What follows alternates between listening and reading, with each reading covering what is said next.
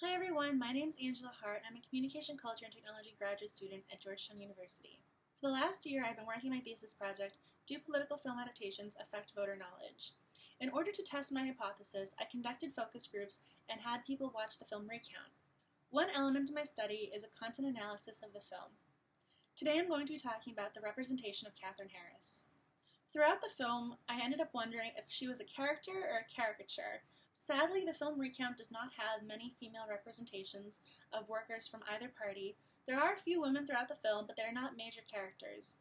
They are more in the background. The Democrats are led by Ron Klain, and the Republicans are led by James Baker. The one female representation who is on film throughout the duration of the movie is Katherine Harris. Katherine Harris was the Secretary of State during the recount process. Laura Dern is a very talented actress who portrays Katherine Harris. Harris's scenes tend to be comic relief, offering a sort of emotional break from the tension building between both parties. When director Jay Roche cuts to Katherine Harris's office, the viewer is pretty much guaranteed a laugh. Harris's dialogue tends to include some sort of silly question on her behalf. The viewer is introduced to Katherine Harris immediately after the election night results.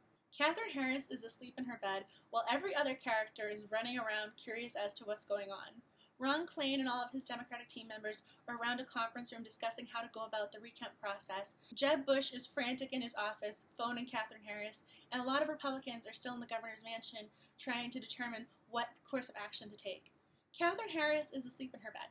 This juxtaposition offers a very different portrayal than the other characters who are extremely invested in the outcome of this election. On election night, both the Republicans and Democrats are hovering around their television sets to see the results. Katherine Harris is asleep in her bed. Ron Klain rushes out of his hotel room to go join the other Democrats around a conference room table to discuss the issues of hanging chads. The juxtaposition of Katherine Harris's character in conjunction with all of the other representations clearly demonstrates that she does not care about politics as deeply as the other portrayals.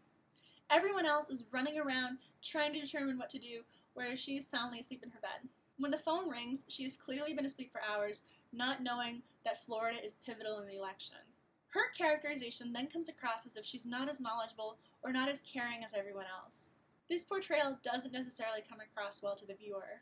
In reality, a lot of people probably didn't stay up until the early hours of the next morning waiting to see who was the next president. As soon as Jeb Bush hangs up the phone, Katherine Harris is seen in her office. Clay Roberts puts up the results. 2,909,135 votes for Bush, and then 2,907,351 votes for Gore.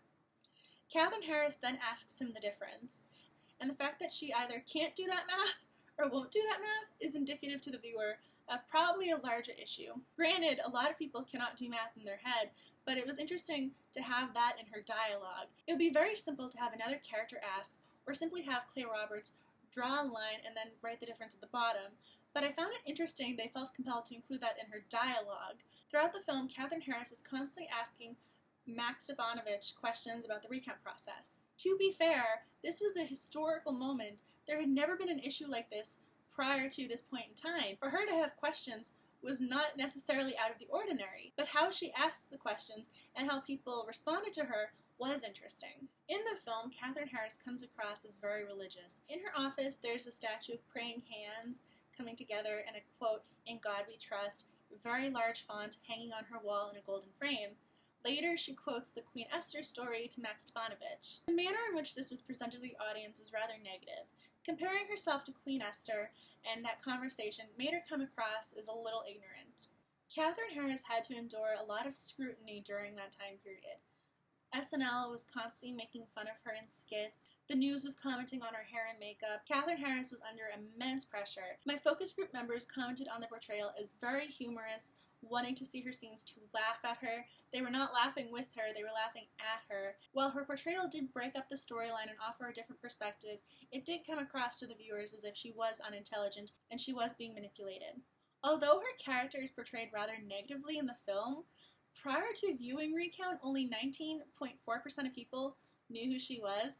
after viewing Recount, 93.5% of my respondents remembered her political party. Even though her portrayal may not have been the most flattering, people remembered her, and so their increased knowledge may have been due to her representation. While her character portrayal may not have been the most flattering, people did learn her political party from the film and remembered her. She became a point of conversation throughout all of my focus group discussions, and so the film did influence the audience in that manner. While people may disagree with the likability of her character, she was memorable, and so that was influential within my respondents. And so no matter how you interpret her portrayal, it was influential. If you have any questions on my content analysis or how I conducted my research, please comment down below or contact me directly. If you like my analysis in this video, please give it a thumbs up.